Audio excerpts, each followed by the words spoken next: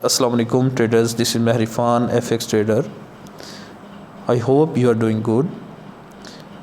सबसे पहला क्वेश्चन होता है मोस्टली ट्रेडर्स का या जो लर्निंग कर रहे हैं जिनके लिंक हैं मेरे साथ, जो मेरे फ्रेंड्स हैं, कोलीग्स हैं, वो ये पूछते हैं कि अगर हम रियल अकाउंट में फॉरेक्स ट्रेडिंग स्टार्ट करना चाहते हैं तो सबसे पहले इन्वेस्टमेंट हमारी कितनी होनी चाहिए। अकॉर्डिंग टू द प्रोफेशनल्स $1000 आपका होना चाहिए। लेकिन सबसे पहले अकाउंट का मतलब ये होता है कि अभी आपने लर्निंग करनी है। अभी रियल में आपके जब कैश जा रहा होता है, आपको लॉस होता है या प्रॉफिट होता है तो एक्साइटमेंट भी बहुत ज़्यादा होती है। जब डॉलर्स में अकॉर्डिंग टू द पाकिस्तानी या इंडियन करेंसी में अगर हम बात करें या दूसरे कंट्रीज़ जिनकी करेंसी के बदले कोई 100 या 200 रुपये के बदले जो है वो $1 है, तो हमें लॉस भी फ़ील होता है। हम 40, 50 या 100 का रिस्क तो नहीं ले सकते स्टार्ट में। आप 100 या $200 इन्वेस्ट करें जो रीज़नेबल है। अगर आप $100 इन्वेस्ट करें तो आप रिस्क लेंगे 3% अपने इन्वेस्टमेंट का, ताकि अगर एक ट्रेड लॉस में जाती है तो आपका अकाउंट जो है बैलेंस उसमें इतना ज़्यादा डिफरेंस ना हो।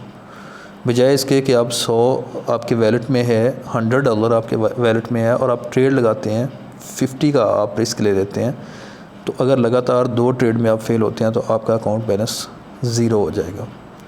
आपने 3% स्ट्रेटजी लगानी है। $100 इन्वेस्ट करें और $3 पे आप स्टॉप लॉस लगाएं पिप्स कैलकुलेट करके। पिप्स कैलकुलेटर ऑनलाइन मिल जाता है, वहाँ से जाके आप लॉट साइज़ और पिप्स कैलकुलेटर पे जाके लॉट साइज़ 0.01 रखें और पिप्स कैलकुलेटर में जाके वहाँ पे 30 पिप्स लगाएंगे तो $3 का रिस्क होगा। $1 पे 10 सेंट का होता है लॉस।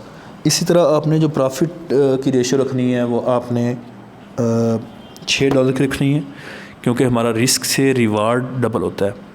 अगर हम लॉस की लिमिट हमने लगाई है $3 तो हम प्रॉफिट की लिमिट $6 लगाएंगे मिनिमम। अच्छा, अगर कोई ट्रेडर इससे ज़्यादा इन्वेस्ट करना चाहता है तो रेशो यही रहेगी। मसलन कोई $1000 इन्वेस्ट करना चाहता है स्टार्ट में, तो भी 3% से ज़्यादा रिस्क नहीं लेगा, बल्कि मैं तो कहूँगा 1%। अगर 3% रिस्क लेना है तो उसमें $30 रिस्क होगा और $60 आपका प्रॉफिट। इसी तरह $100 पे ही हम दोबारा बात कर लेते हैं। अगर एक वीक में आपने 10 ट्रेड लगाई, 10 में से 5 ट्रेड आपने विन की, 5 लॉस में चली गई, तो होगा क्या, सिनेरियो किस तरह से बनता है। हर ट्रेड पे आपका $3 का लॉस आ रहा है। पहले लॉस की कैलकुलेशन कर लेते हैं। 5 ट्रेड लगाई और 5 ट्रेड में आपके $3 ईच ट्रेड में लॉस हुआ, तो आपके $15 चले गए और 5 आपने विन किए हैं और $6 के हिसाब से अगर आप कैलकुलेशन करें तो $30 बनते हैं। $30 आपने विन किए, $15 आपने लॉस किए, तो एक वीक का $15 आपका प्रॉफिट होगा। इसी तरह एक मंथ में आपने $60 कमा रही है। और ये अच्छी रेशो है कि अगर आप $100 इन्वेस्ट करके कंसिस्टेंसी के साथ यही रूल इम्प्लीमेंट करें 3% वाला, तो आपकी अर्निंग, आपकी इन्वेस्टमेंट की रेशो अगर देखी जाए तो बहुत अच्छी है। वैसे अगर आप अर्निंग को कैलकुलेट करेंगे तो अच्छी नहीं है। पूरा महीना आपने मेहनत की, आप 4 से 5 घंटे आपने प्रॉपर टाइम दिया कंसिस्टेंसी के साथ, जब आपने कैलकुलेशन की तो वो सिर्फ $60 थे। तो यहाँ पे कुछ लोग फेडअप हो जाएंगे। अगर आपकी इन्वेस्टमेंट $1000 है और आपने इसी रेशो से इन्वेस्टमेंट की, इसी रेशो से आपने अर्निंग की, तो आपका $600 पर मंथ बनता है।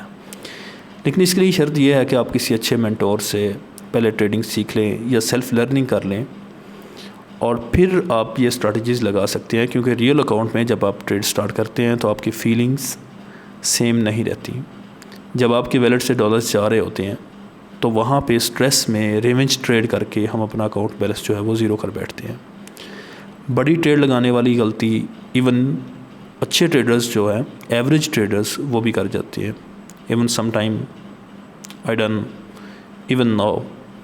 तो कोशिश करें, इस पे आपका कंट्रोल होना चाहिए। 3% स्ट्रैटेजी बहुत अच्छी स्ट्रैटेजी है और इसको फॉलो करें। स्टार्ट लें छोटी अमाउंट से, 100 या 200 से। अगर आपका अकाउंट वॉश हो भी जाता है तो उसमें आप बहुत कुछ सीखेंगे।